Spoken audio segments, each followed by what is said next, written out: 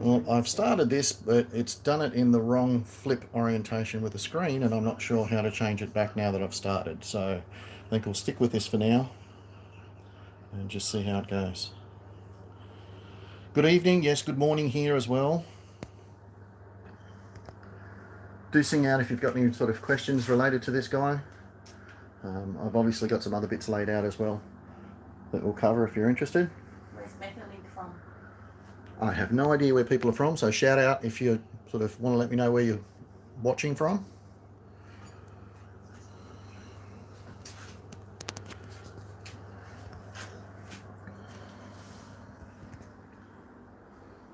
Let me know if you want any specific details or measurements or how I did this or how I did that.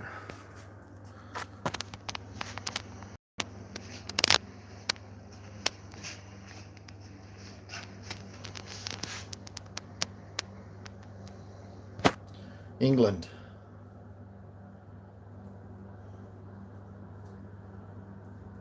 Kansas.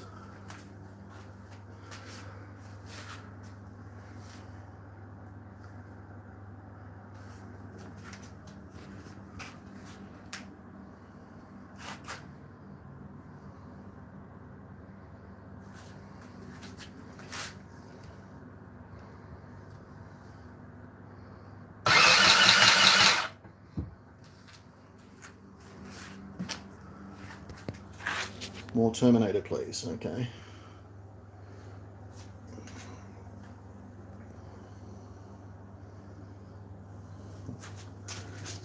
Some of you have seen that guy, I'm not sure.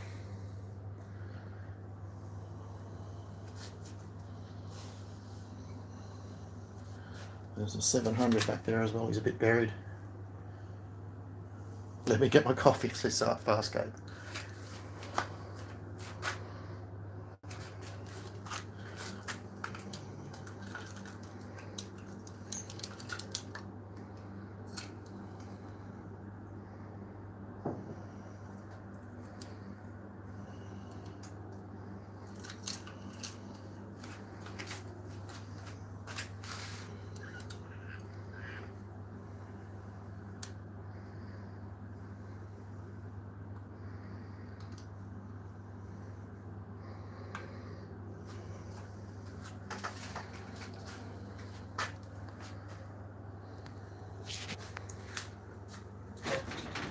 Well, the screen orientation was a mistake, but I think given the circumstances and given the way it's picking up all of him in one shot, it's probably better this way anyway.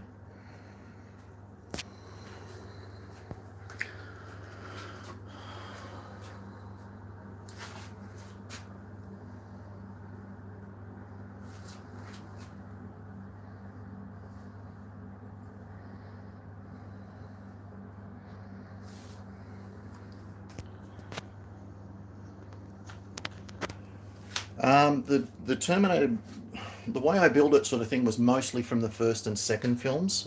There is a little bit of T3 thrown in there, but that's got more to do with the guns, the weapons that I sort of made. I like that sort of leaf blower type gun that came out of T3. That was about the only thing that I did like out of the movie itself.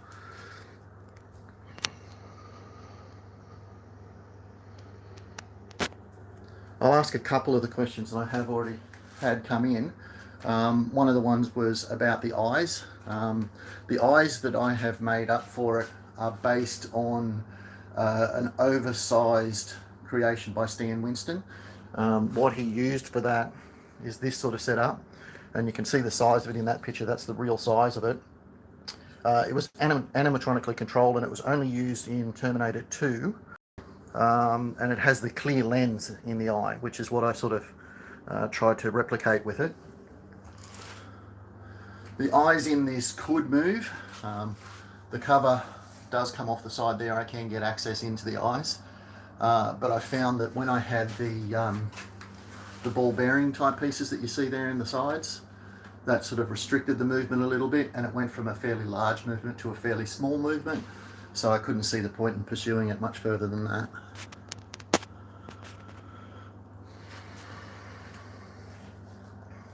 I've had quite a few people ask me how much it costs to make it, and I'll answer very honestly. I honestly just don't know.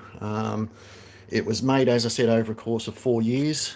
I can tell you that I went through about 30 odd gas bottles, sort of melting down the aluminium to make it, but I never really kept track of the individual piece by piece purchase that I made as far as anything was concerned. And it was just recycled aluminium for the most part, old engine parts and wherever I could get scrap aluminium.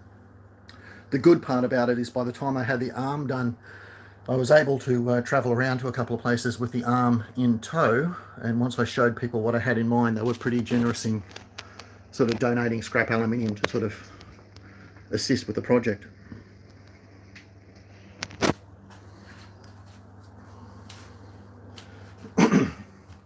Metalink says, is it possible to make a Terminator shock helper? I wish. If I could get a robot to do it all for me, that would have been great. These are a couple of failed casting pieces that I've got here. That was the first attempt at the front part of the head. It kind of looks so cool that I just basically kept it anyway, but it gives you a bit of an idea of the process in terms of the cleanup. You can see where it failed there. It just didn't get enough metal into the mold, but there's obviously quite a lot of sort of cleanup to get it to a finished piece. The jaw was the same sort of thing. I could have pursued that and sort of done something with that. There's nothing wrong with it in terms of an actual casting, but a lot of the detail was just a lot worse than I was hoping for. Sorry, and so I did another one of that and ended up getting a better version.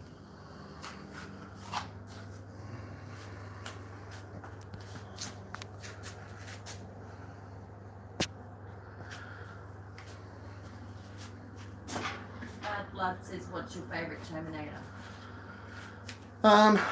Bad Blood, I still think the first one holds true for me. The second one was really good and sort of broke ground in terms of the CGI type stuff, but the first one really still sticks in my mind, even with the stop motion and stuff they did. The budget they had to work with by comparison to T2 and everything else, you just can't really fault it given the age of the film. It still stands up today, I think.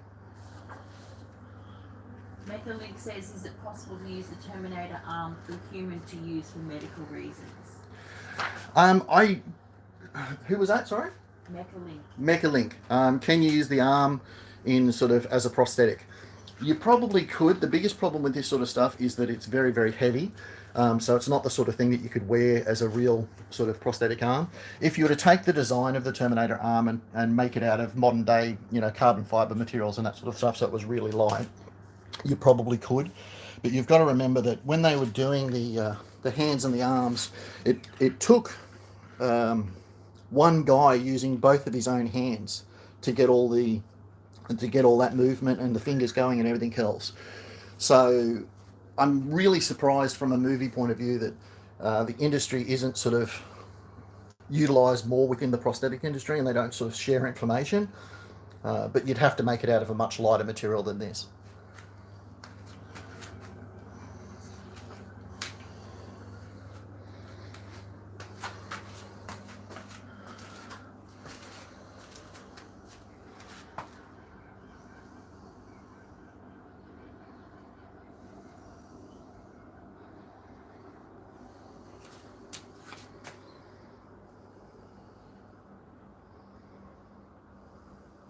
Farscape says, any plans for another full-sized robot?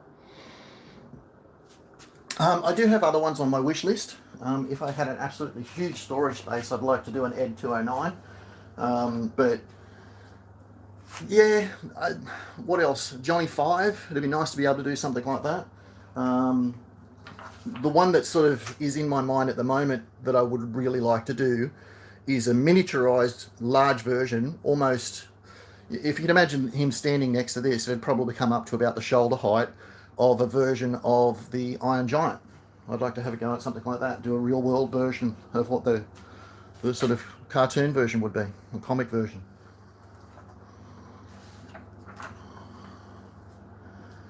Had another question, do you think it would fit inside Arnold Schwarzenegger's body? Well, yes, I call this guy Frank.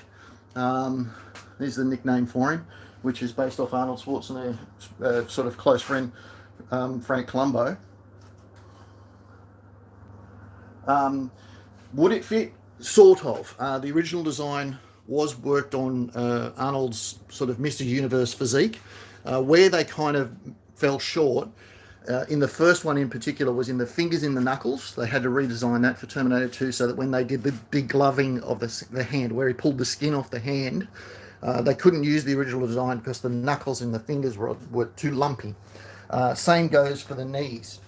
If you think about how a human being's knees look, there's no way on earth you could get that sort of structure fit in there and sort of see where it would be. Same goes for the elbows and the shoulders. But generally speaking, yeah, the physique does sort of match what he does have or did have at the time. But even in that picture, you can see the difference between his knees, how they would sort of stick out. So you wouldn't need a dog, you just need to have whoever's coming into the compound just make sure they're wearing shorts. Zoroxis Elric, have you thought about the T600 model? Zoroxis Eldrick. Okay. T600. Not a big fan of the T600 as it was sort of shown in Salvation. Again, Salvation wasn't a particularly good film in my opinion. I really do stick to the first and second films as being the ones that I like. The way Carl Reese explained the Terminator 600 in the first sort of film led me to believe sort of thing that wasn't really much different to the T800, T700 models in physique and build, just that it had a rubber skin. And then when they sort of redesigned that idea in the Salvation, they sort of just completely rehashed it and made it into this sort of giant sort of, I don't know, Frankensteinish sort of size character, which didn't seem to fit well with what I thought it should be. Metalink says, do you have blueprints of the arm? I kind of have blueprints of the arm. I'll show you up here. I made up that blueprint poster. That's on the wall there. You can. That's available as a download off my website. I can also, if you want to send me an email, I can send you a link to another guy. What's his name? Conquer Worm. I think he goes by, who's done some really, really good stuff on the RPF forum, and he's got some animated stuff on the YouTube videos that I could send you as well, which is really good sort of blueprint detail of the arm. There's a guy in America that's using those same blueprints at the moment to do a milled out version, like he's actually using a lathe and a mill to actually replicate it as well.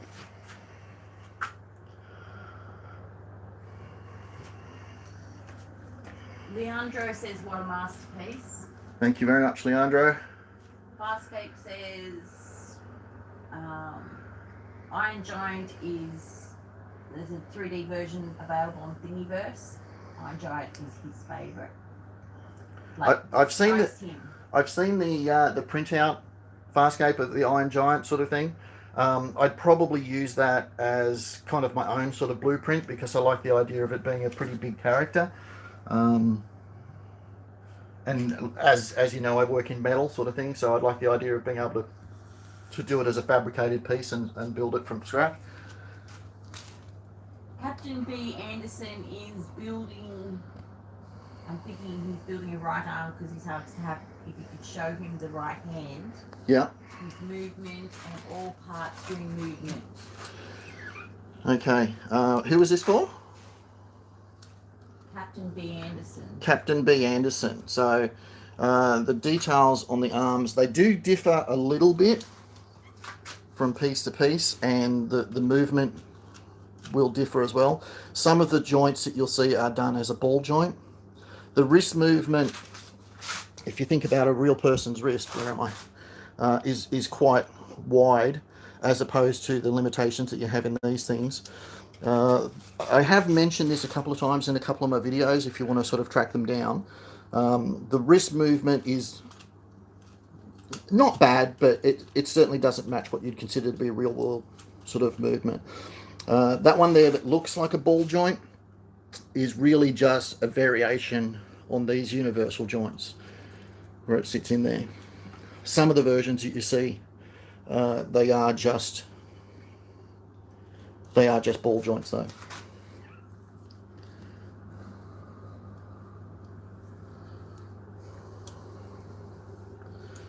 The fingers, I've got these sort of tightened up pretty well at the moment. I might go over to the other hand. The principle's the same. The fingers do move as well. There's that sort of movement, and there's an in and out movement as well, which is pretty subtle. That's controlled off this piston that's here. Whoops, where am I? There it is. This piston that's here. If you had the money, I don't. You probably could get miniature actuators and cables and all that sort of stuff to make a working version. As I said, the guy that's doing the blueprint version, I believe, is trying to make a working version, and there is a commercial version that's just become available as well that seems to have some sort of animatronic setup. A little bit limited from what I can gather, but nonetheless it does look pretty cool. What else can I talk about the hands? The hands and arms and that sort of stuff. The cables were custom made. They're done from a what is it? 3.6. No, what is it? A 316, I should say. Grade stainless steel wire, which I just sort of twisted around a second piece in a drill to get them the right size. These rods, these control rods, are made from stainless steel, and they're a hammered down end with a little micro pin in place for the pistons. The bolts themselves were just off-the-shelf bolt sort of ones. They were bought from a marine grade sort of place. I presume they use them for boats and what have you. What else is a little unusual? The bits on the hips, they're actually door stops that have been turned inside out. They're a magnetic door stop. Most everything else is pretty much custom made. Oh, there's wind chime pieces that went into the jaw pistons because the metal is a little bit rarer to find.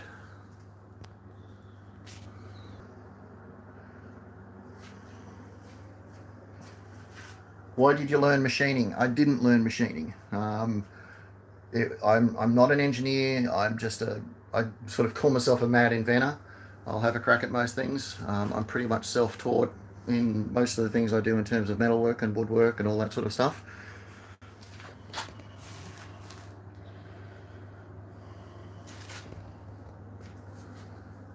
I do. Do I make kits? I rarely. I have made up a couple of resin kits for people.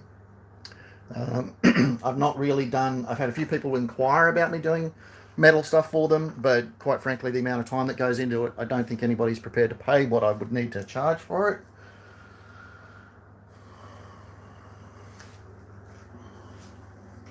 For anybody out there who's watching from America, aluminum, that should make you happy. And yes, it is spelt differently. Why didn't I use real pneumatic cylinders that are available commercially? Because they're seriously expensive, and you would have to have a whole other control system sort of put into it. Could I do? Yep. All the joints move. Everything is positioned in the places where it should be. Theoretically, yeah, you could put a hydraulic system in it and a whole lot of electrical sort of actuators. The small ones here sort of represent your actuators. You can see where I've added a cable in there. That didn't even appear in the original, or a lot of the original, certainly not in the models that you buy. So yeah, theoretically you could take all those pistons out, replace them with real ones, and make an animatronic version.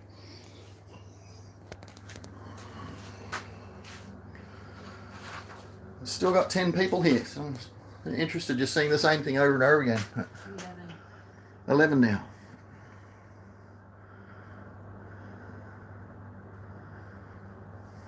Is there anything specific here that you guys want to see, or we put a tape measure up against or anything like that? Do let me know.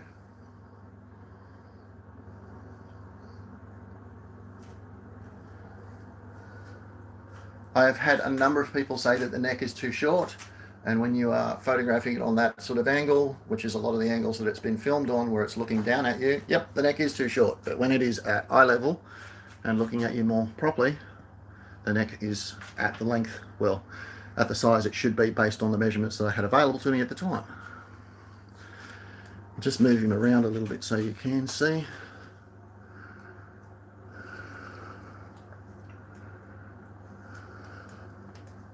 Mickey Link says the neck is fine to me. Thank you. I get far more comments saying that it looks all right rather than ones that don't, so I'll take that as a compliment. Jeremy Johnson says you should make it move for real. And yep, if I had the money, I probably would.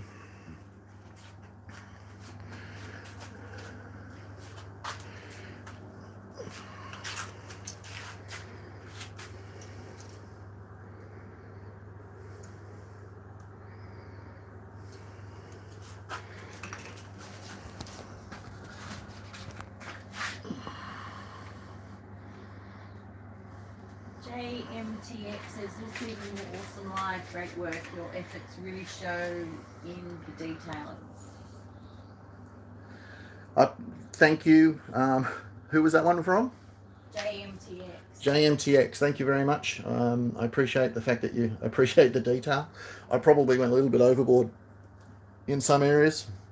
There's bits and pieces in the feet that only I will ever know about because there's just cables in there that definitely weren't in the original and certainly are not in any of the plastic versions or the resin versions. The same goes for a lot of the cables in the legs and that sort of stuff. Captain B. Anderson says, from some of the blueprints I've seen, the pistons are not hydraulic. They are electric motor with nut and thread rods, which would make sense considering we don't see fluid when something breaks in the movie. Yeah. Who was that one? Captain B. Anderson. Captain B. Anderson, yes. I would imagine from a robotic point of view, most of these, definitely the small ones, would have been lineal actuators, which is what you're talking about with the screw thread. If you're following the canon of the film, apparently it did have hydraulic systems built into it as well for the legs in particular, and for the biceps. But apart from that, I believe the setup was a combination, or supposed to be a combination of both lineal actuators and a hydraulic system, but not a hydraulic system in the way we would sort of call it today. But then again, maybe it's just a movie.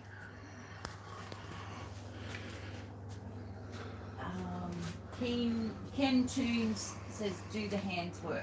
Do the hands work? Ken is the guy who is making up for want of a better term, the real one that's using the blueprints I was talking about. You should definitely check out his channel if you get a chance because he's done some great work on it. Ken, I believe you're making an animatronic version, is that right? I think you're adding in all the springs and stuff. The hands on this one work from the point of view of the fingers are articulated, but they don't work from the point of view of the fact that they can be hooked up to an electrical system. To do that, I'd have to add in the cabling and stuff, and that's what's missing from this. So these can be positioned, they can be moved around and positioned in whatever sort of pose you want them to be, and have them hold things and stuff like that, but they don't work mechanically. That one's loose now. One of the reasons why the fingers in my setup don't work is because when I was casting it from it, at the time that I was making the arms, I didn't have two arms, I only had one. So you can see this joint section here is rounded. The reason why I did that is because that allows me to make fingers on both sides. The problem with that is that it also means that these fingers can hyperextend. They can go past where they're supposed to go. I believe the one that Ken's making and the ones that do off the blueprints effectively have a stop point so that they can't over rotate.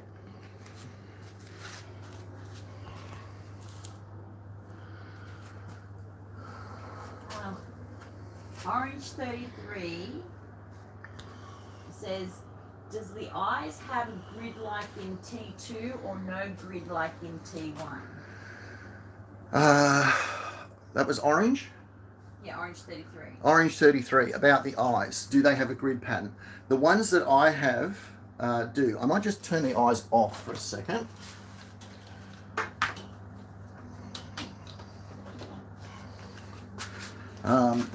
I don't know that you're going to pick it up on camera. I don't know that that's showing up. There is a grid pattern in the ones that I've done. They have a clear lens with a grid pattern behind it. I used a very fine fabric to get that. I believe in T1 they didn't have them, but they did have them in T2, but again only in certain sections of T2. The close-up setup that they had as far as that large mechanism that I was talking about was a custom thing that they used. I believe it was in the in the area where he got his arm caught in the big steel mill is what they were using that bit for. And again, it's one of those things, they made this huge thing that they only used for about, I don't know, 10 seconds or something like that in the filming. The T1 versions, most of what you see as far as the eyes are concerned was done in the rubberized sort of head prop that they used inside the truck. And there was a couple of sort of close-ups on that where the eye sort of zoomed in and zoomed out, where there was a little lens behind it, not a lens, what's the word, aperture, that they pinched out of a camera to get the effect.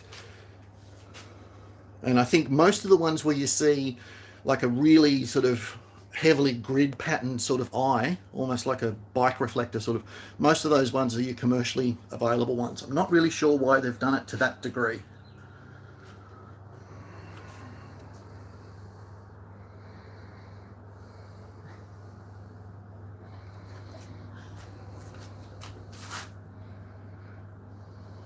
Got 16 people watching now.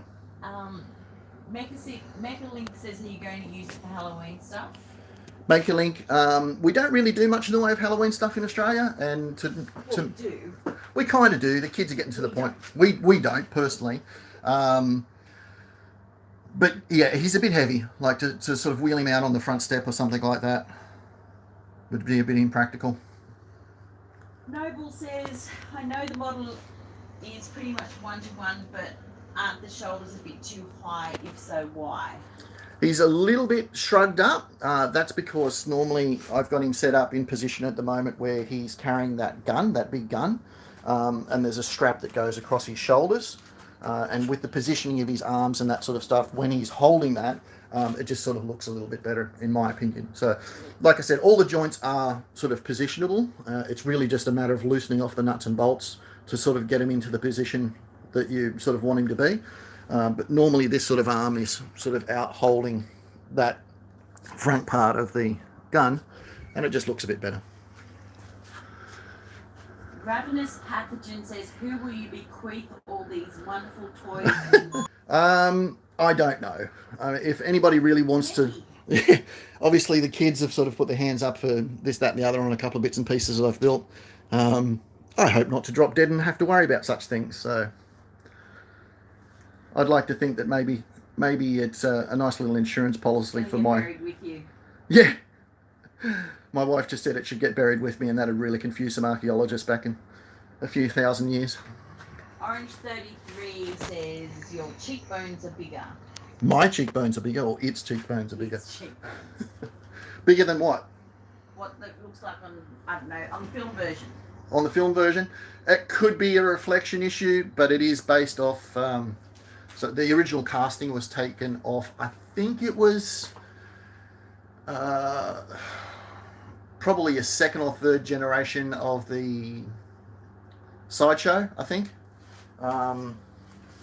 If you compare it to that one, I would agree with you. But again, there's so many variations in these things. My argument as far as that sort of stuff's concerned is that no two Terminators were really supposed to be the same. They're all supposed to be a little bit longer, taller, shorter. The whole idea of Arnold Schwarzenegger being repeated over and over again really sort of defeats the purpose of it when you think about it. Farscape says, how much do you think it weighs? It weighs 135 kilos. That is just the endoskeleton itself. That doesn't include any of the base or anything like that, which is the supporting structure underneath it. Underneath this base, there's a large steel checker plate, and it probably weighs, I don't know, 20 kilos on its own, just to make sure that there's no toppling over. Then the support structure goes under his butt. There's a big metal plate that clamps to his base. And then to make sure, because the spine is also articulated, it needed a secondary piece to hold there. That can be all, again, this is on a tilt, so he can tilt to the left and right as well. And then the whole thing is on a drive mechanism hidden behind that cloth there. That's a drive shaft, so he can even go down to like a squatting position. He could be sort of set into the Atlas pose if you really wanted him to be. Zero says, where can I find a good resin kit of a life-size endoskeleton? Zero, where can you find a good resin kit? They are getting unicorns. Yeah, they are very much becoming unicorn sort of things to find. I kind of have a waiting list for people who ask me about it. I mean, my dance card's pretty full these days, so it's really hard to get to it. Again, it's one of those sort of things that I'll put a link into the video that I sort of asked about kits. I don't really like doing them because I think most people's expectation of the work that's involved in doing them doesn't really match the expectation of what they're going to get. And I've heard some horror stories in terms of people trying to work with it. They're quite expensive. You're looking at $2.5 grand, probably a bit more. You know, and that, like I said, that's not like a model kit where you just go and get a box and all the instructions there and you pop out all the pieces and put it together. It's a lot of work, even for a resin kit.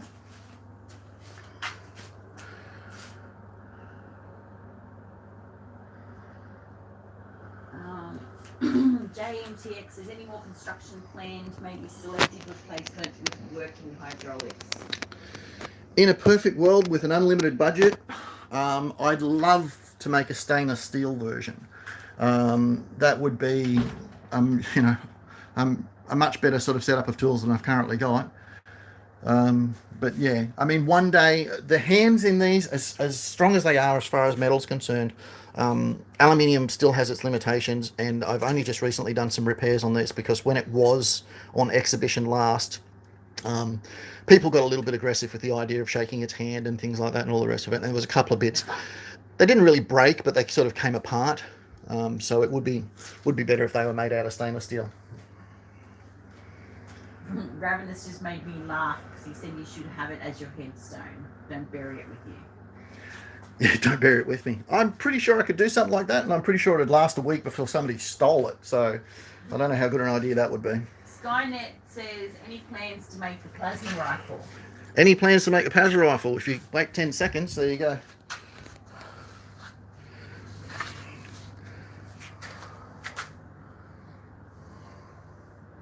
Is it charged? Is it charged? No, I'm asking. What is it charged? Oh, you mean the big one?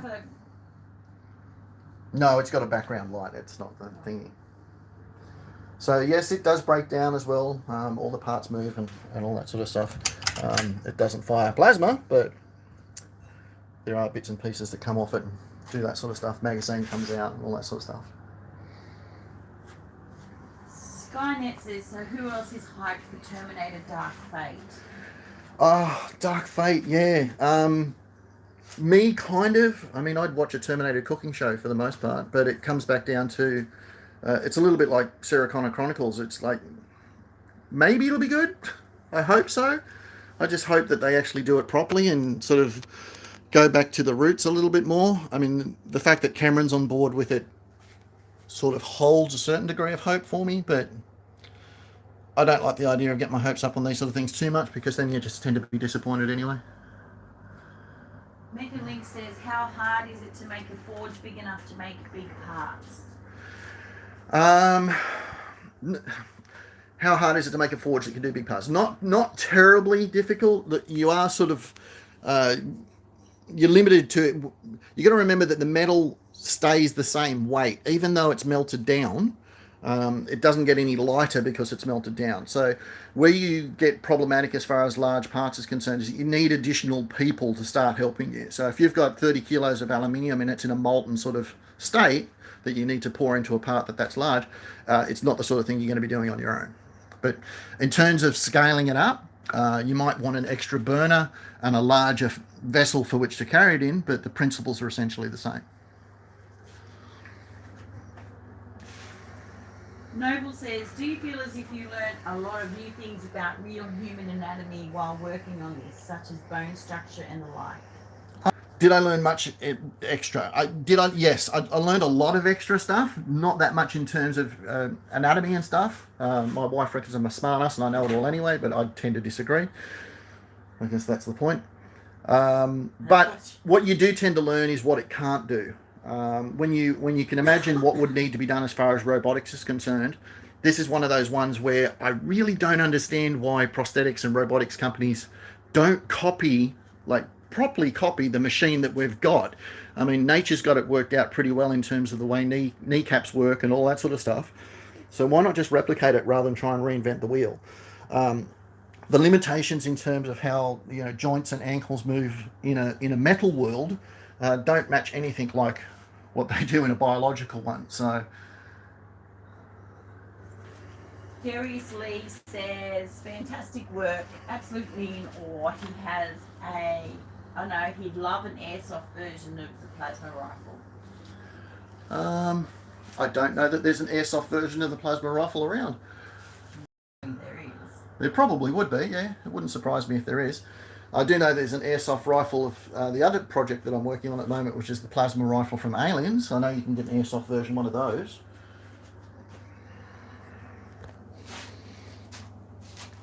Farscape says, have you worked with metal before you started all these builds? One of the reasons why I started the YouTube channel in terms of what I was doing is I've worked on projects large and small over the years, and I've never ever documented them. So for the amount of projects that I've got on the channel, there's probably 3 times as many stuff that I've made in the past that have been evaporated, gone out, sold to people, and I never even got so much as a photo of them. So yes and no. I don't have any technical experience in terms of qualifications as far as metalworking is concerned. I just have a crack.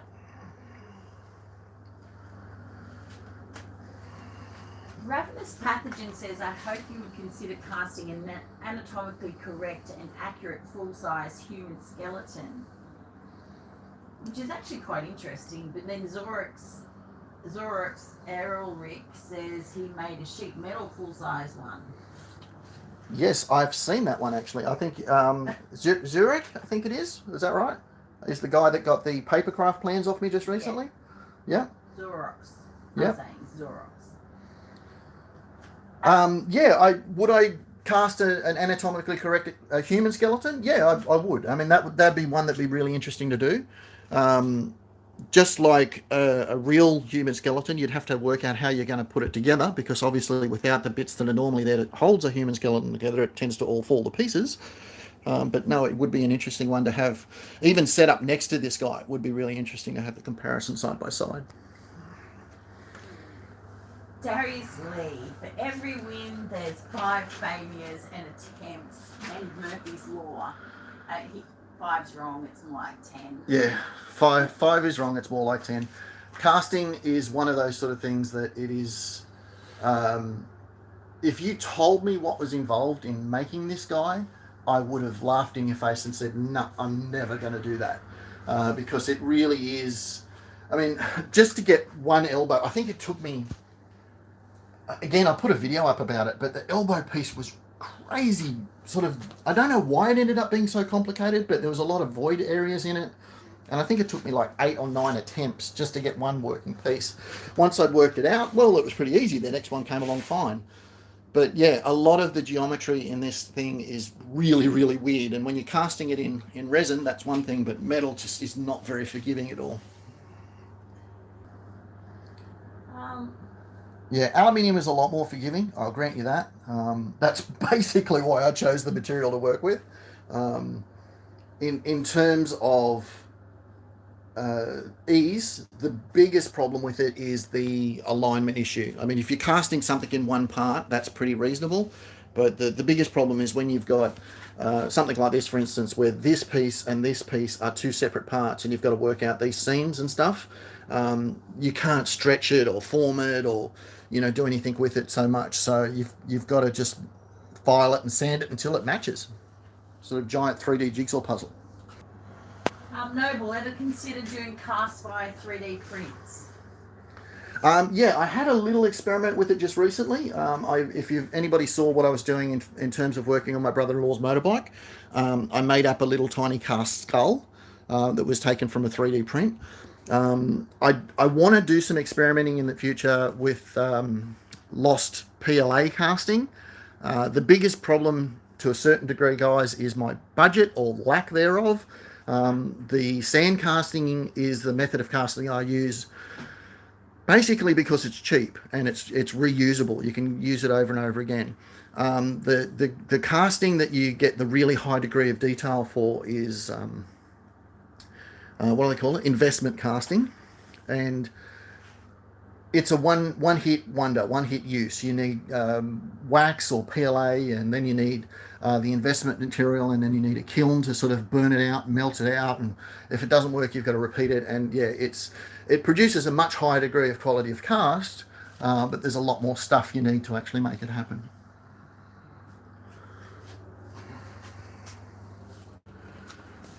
Ravenous Pathogen says, do you think you'll ever cast a Hunter Killer or any other future vehicles from the Terminator world? Other future vehicles from the Terminator world. I don't know. I don't think so. There was a couple of bits and pieces. I like the idea maybe of having a miniature tank, a miniature Hunter Killer tank, or even the flying sort of version, just in miniatures. But I guess they're available in regular molds. They're not molds, models, I should say. So perhaps there are some smaller sort of metal casting projects that I've got in mind. I've done the Hulk one there that you guys may or may not have seen. I've got an idea one for Batman and a couple of other Joker things that, you know, are not necessarily metal casting, but sort of are in that smaller category. So possibly. Can you make stone molds? Yes, if you're thinking about the old story of the sword in the stone, that's kind of where it came from, where the stones actually got stuck together and the sword gets stuck in it, and blah, blah, blah, blah, blah. Again, could you imagine making individual molds for all of these pieces made out of, casting stone? It would be really, really difficult. And then, you've got it finished and you've got all these molds that you don't really need anymore. So Darius Lee says, do you take commissions? I do take commissions. For anybody who's interested, I do commissions. Just not very often. Just not very often, and with strict limitations.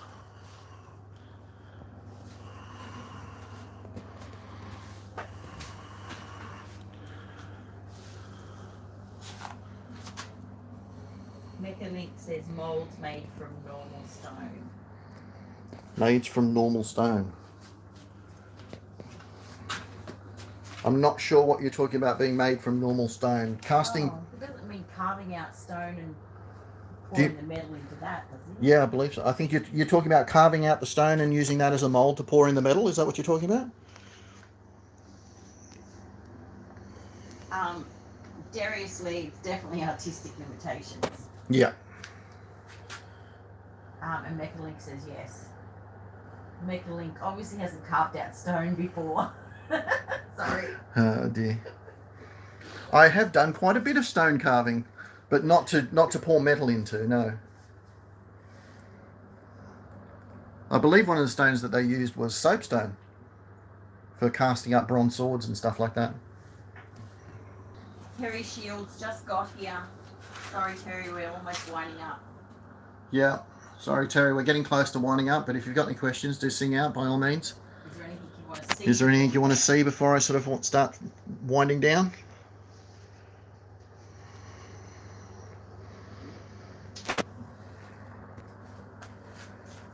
I've been Move a leg? Did I move a leg? Yeah. Yeah, like swing an arm. You can't see.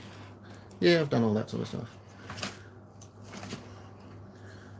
They've pretty much got, I don't know, 80% range of motion if you're comparing it to a human. And then there are some serious limitations.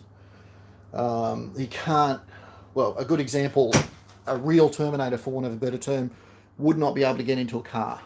The ability to bring your knees up and sit at the same point wouldn't match the angle that a human body can get to.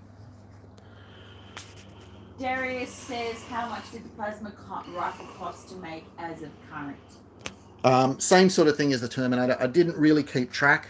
The plasma rifle, when I made the plasma rifle, I was about halfway through the casting of the Terminator itself, and I had been working on something for so long without seeing a completed piece that I basically just had to stop and have a break and do something that I could finish from start to finish, and know that it was done, sort of thing. So it was a mental break in the project, So it was sort of cast at the same time as the Terminator, but I really didn't sort of keep track of costing and that sort of stuff. JMTX says thanks for sharing your work with us. No worries, guys.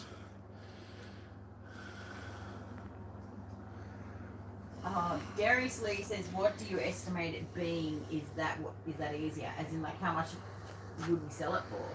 How are you asking? How much would I sell a plasma rifle for? No, I'm just asking him that. Oh, okay. You might. I don't know. I'd have to do a costing on it. Honestly, the time that goes into it, the resin versions and metal versions and that sort of stuff. It depends on where you are. We're in Australia here, and the gun laws are really tough, which is why the stuff that I make are essentially paperweights. You know, there's nothing in them in terms. Even the barrels and stuff tend to be solid. Yeah, so depending on where you are, I can't export or import something that is a gun-shaped object. Can I go landscape with the camera? I wish I bloody could. For some reason, it started in this vertical mode, and I can't switch it back. So we'll keep it in. How to live stream properly. This is my first go at live streaming, and either I've made a mistake in when I've started, or it's done something stupid and I don't know why. So sorry about that. At least you get a full-length profile picture of him, but I hate modern cameras for that. Yes, sometimes they tend to make a decision on their own before you know what they're doing.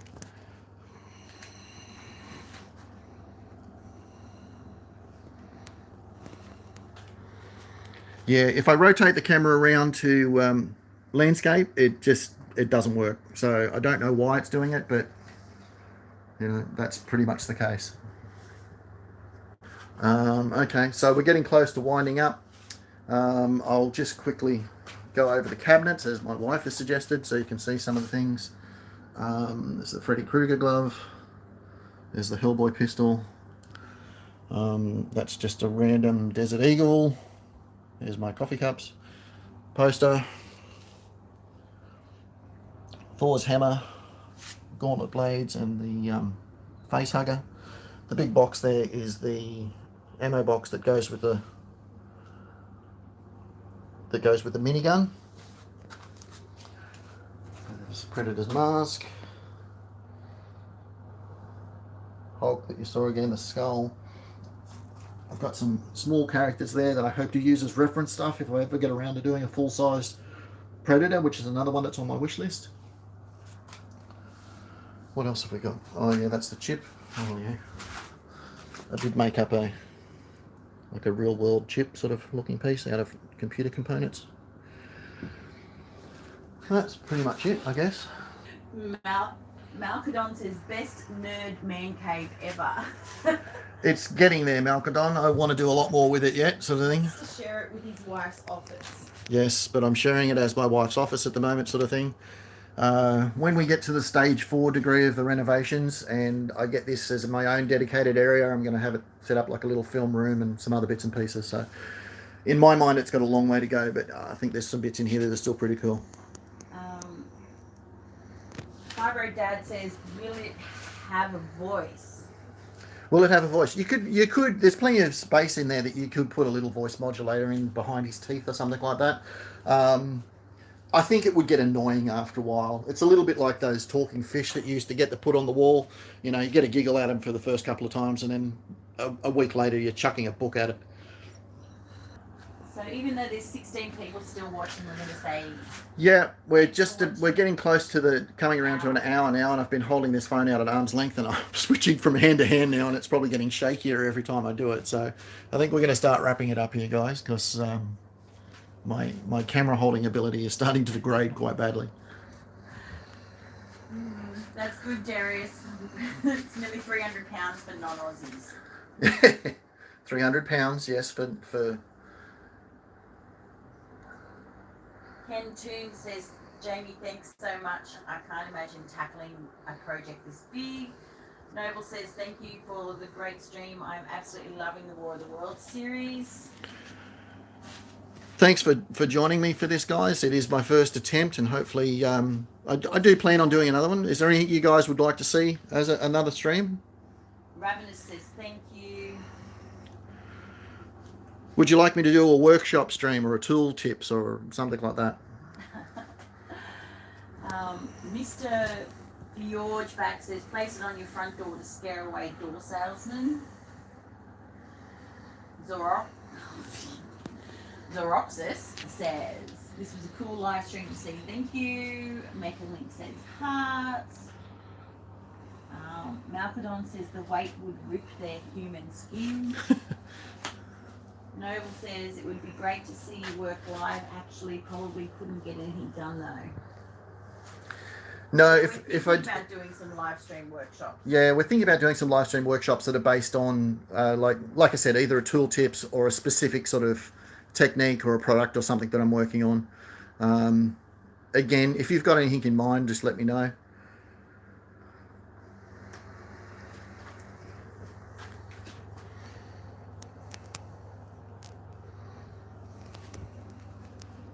Darius says, I'd love tool tips, maybe video series on where to start from 0 to T800. First, become insane. Darius Lee says, if I remember correctly, you started by melting down soda cans and pizza trays. There are pizza trays that I use in the melting down of metal. I didn't have them when I was doing this. This guy is mostly old engine parts and scrap aluminium that's sort of cut off from, you know, industry warehouses and places like that.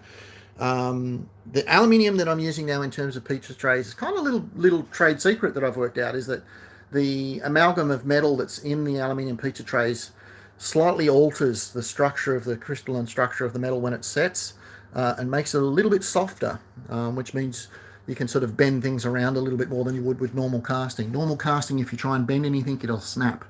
But I found that adding the pizza trays, for whatever reason, tends to alter that structure a bit and make it a bit more malleable.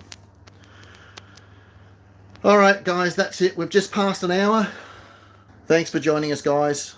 You'll be able to leave comments. I'll leave this up as a video. Pretty long-winded one, but there you go. Sing out if you want anything. Good night, Darius. Night, guys. Do check out the website too, which is up and running now. There's a lot of reference material on there as well. Bye, Ravenous. All right, guys. Signing out. Till next time.